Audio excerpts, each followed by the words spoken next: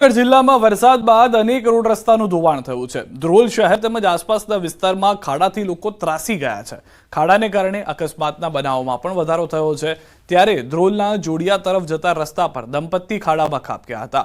Bike સવાર દંપતીને ઈજા પહોંચતા સારવાર માટે ખસેડાયા। પાછળથી રિક્ષા આવી રહી હતી, પરંતુ સમય સૂચકતાને કારણે મોટો અકસ્માત ટળી ગયો। અકસ્માતના સીસીટીવી ફૂટેજ પણ જોવા મળી રહ્યા છે।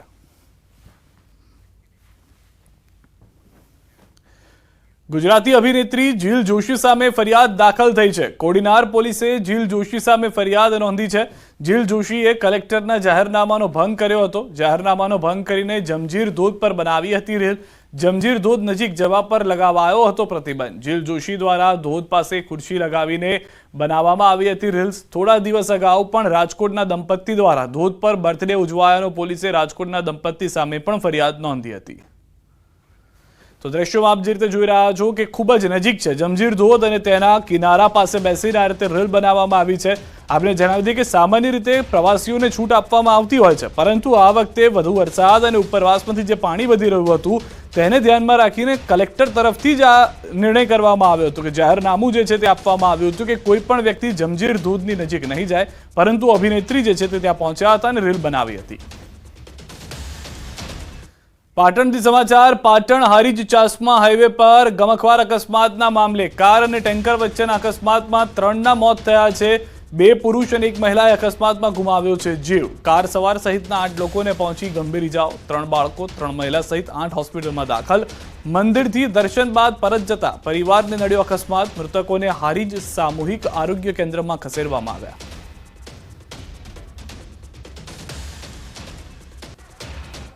હારીજ ચાણસ્મા હાઈવે પર ગમખ્વાર અકસ્માત બનવા પામ્યો છે। દ્રશ્ય બતાવીશ કે ઇકો કાર અને ટેન્કર ચાલક વચ્ચે ગમખ્વાર અકસ્માત સર્જાયો છે અને ઘટના સ્થળે 3 લોકોના મોત નીપજ્યા છે। જ્યારે ઇકોમાં સવાર 7 જેટલા લોકોને ધારપુર હોસ્પિટલ ખાતે સારવાર અર્થે ખસેડવામાં આવ્યો હતો, પરંતુ ચોક્કસ કહીએ કે જે ઇજાગ્રસ્તોને ધારપુર હોસ્પિટલ સારવાર અર્થે ખસેડવામાં આવ્યા છે તેમાં 3 બાળકોની જે હાલત અત્યારે જે રીતે માહિતી મળી રહી છે ત્યારે ગંભીર હાલતમાં જોવા મળી રહી છે। ચોક્કસ કહીએ કે જે ઇકોમાં સવાર પરિવાર હતો તે માતાજીના દર્શન કરીને પરત પોતાના માદરે વતન જઈ રહ્યો હતો, એટલે કે ઈડર તરફ જઈ રહ્યો હતો। તમામ જે અકસ્માતમાં ભોગ બનનાર છે તે ઈડર બાજુના રહેવાસી, એટલે જેમાં અત્યાર સુધી 3 લોકોના મોત નીપજ્યા છે અને 3 બાળકોની હાલત ગંભીર રીતે જોવા મળી રહી છે। ડૉક્ટરો તાત્કાલિક સારવાર આપી રહ્યા છે, પરંતુ ચોક્કસ કહી કે બીજી બાજુ પરિવારમાં ક્યાંક આક્રંદ છવાયો છે અને ગોઝારી અકસ્માતની ઘટનાને કારણે ક્યાંક હાઈવે પણ રક્તરંજિત બની જવા પામ્યો હતો અને સ્થાનિક પોલીસ પણ સ્થળ પર પહોંચી ગઈ હતી અને ઇજાગ્રસ્તો અને મૃતકોની ઓળખની તજવીજ હાથ ધરી છે। હાલ જે રીતે વિગતો સામે આવી રહી છે કે તમામ પરિવાર એક જ પરિવાર છે, તેમાં દરબાર રાજપૂત સમાજ પરિવાર છે, પરંતુ ચોક્કસ કંઈ હજુ સુધી કોઈ નામ સામે આવ્યા નથી। અશરફ ખાન, ન્યૂઝ 18 પાટણ। મહેસાણાના વડનગરના શર્મિષ્ઠ તળાવમાંથી યુવકનો મૃતદેહ મળ્યો છે। સ્થાનિક તરવૈયા દ્વારા મૃતદેહને બહાર કઢાયો। ગઈકાલે સોમવારે ગુમ થયેલ યુવક અનસખાન શેખનો શર્મિષ્ઠ તળાવમાંથી મૃતદેહ મળતા ચકચાર મચી ગઈ છે। યુવકની હત્યા કે આત્મહત્યા અંગે સવાલ ઉઠ્યા છે। શર્મિષ્ઠ તળાવમાં મૃતદેહની જાણ થતાં લોકોના ટોળા ઉમટી પડ્યા હતા। વડનગર પોલીસ ઘટના સ્થળે પહોંચી તપાસ હાથ ધરી ચૂકી છે। કહેવાનું ખ્યાલ એ થાય છે કે અહીંયા આ લેક પર લગભગ હું માનું તો સુધી 15 થી 20 સિક્યુરિટી મૂકેલા છે અને 15 થી 20 સિક્યુરિટી મૂક્યા છે, તે છતાં આ 12 મહિનાની અંદર લગભગ 8મો કે 9મો બનાવ છે આત્મહત્યાનો। તો જો સિક્યુરિટીની હાજરીમાં જો આ આત્મહત્યાઓ થતી હોય તો સિક્યુરિટીનો મતલબ શું? વડોદરા ગોત્રી વિસ્તારના પરમ પેરેડાઇઝ ફ્લેટમાં આગ લાગી। વીજ મીટરમાં શોર્ટ સર્કિટના કારણે આગ લાગી। વીજ મીટરમાં ધડાકા સાથે આગ લાગતા અફરાતફરી મચી ગઈ હતી। સ્થાનિકોએ ફાયર વિભાગ અને MGVCLને જાણ કરતા ટીમ ઘટના સ્થળે પહોંચી હતી। ફાયરની ટીમે આગ પર કાબુ મેળવ્યો છે। તો દ્રશ્યો આપ જોઈ રહ્યા છો। ફાયરની ટીમ પહોંચે તે પહેલા જ આગે વિકરાળ સ્વરૂપ ધારણ કરી લીધું હતું। સદનસીબે ફાયરની ટીમે પહોંચી અને ભારે જહેમત ઉઠાવી હતી, જેના કારણે આગ તુરંત કાબૂમાં આવી ગઈ હતી। શોર્ટ સર્કિટના કારણે આગ લાગી હોવાની પ્રાથમિક જાણકારી છે। રાજકોટમાં ચોંકાવનારી ઘટના બની। હોસ્પિટલના પટાંગણમાં મહિલાની પ્રસૂતિ થઈ। હોસ્પિટલમાં બેડના અભાવે પટાંગણમાં પ્રસૂતિ કરવી પડી। ગુંદાવાડી વિસ્તારની હોસ્પિટલની ઘટના છે। સમગ્ર મામલાનો લાઈવ વિડીયો પરિવારજનોએ મોબાઈલમાં કેદ કર્યો। હોસ્પિટલમાં બેડના અભાવે મહિલાની પટાંગણમાં જ ડિલિવરી કરવી પડી। વાયરલ વિડીયો રાજકોટના ગુંદાવાડી વિસ્તારમાં આવેલી પદ્મ કુંવરબા હોસ્પિટલનો હોવાનું જાણવા મળી રહ્યું છે। તો આ પરિસ્થિતિની અંદર એક સવાલ એ પણ છે કે આવી જે હોસ્પિટલો છે કેમ તેઓ પાસે બેડ પૂરતા પ્રમાણમાં નથી.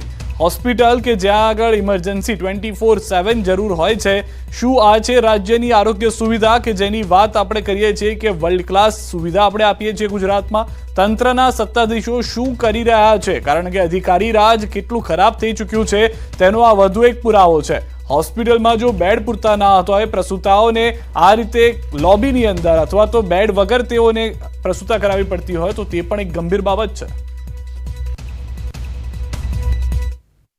हम भी बोलेगा कि ऐसा जो हमारे बीवी के साथ हुआ दूसरा किसी औरत के साथ नहीं हुआ. रास्ते पे डिलीवरी हुई है आपकी? अभी के रास्ते पे मैं यहाँ केस कटाने आया तब तक डिलीवरी हो गया. उतने बीच में क्या हुआ वो भी नहीं पता.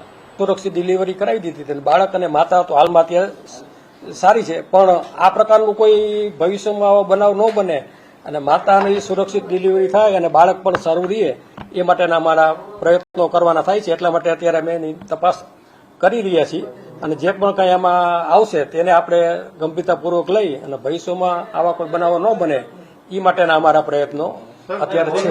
દર્દીને પ્રાથમિકતા આપવાને બદલે વહીવટને અને કાગળિયાને પ્રાથમિકતા આપવાનો આ અમાનવીય પેરામેડિકલ સ્ટાફ દ્વારા અથવા મેડિકલ સ્ટાફ દ્વારા જે બનાવ બન્યો છે એને કારણે આજ ગુજરાતના આરોગ્ય તંત્રને કાળી ટીલી લાગી છે. રાજ્ય સરકાર દ્વારા લોકોનું સ્વાસ્થ્ય સારું રહે તે માટે હજારો કરોડ રૂપિયાનું બજેટ છે તે દર વર્ષે ફાળવવામાં આવે છે. બીજી તરફ આપને હું જે દ્રશ્યો બતાવી રહ્યો છું, આ દ્રશ્યો છે રાજકોટના ગુંદાવાડી વિસ્તારમાં આવેલી પદ્મકુંવરબા હોસ્પિટલના દ્રશ્યો છે કે જ્યાં સવારના 10 વાગ્યા આસપાસ વાવડી વિસ્તારમાં રહેતી એક શ્રમિક મહિલાને, ગર્ભવતી મહિલાને છે તે અહીંયા ડિલિવરી માટે ખસેડવામાં આવી હતી.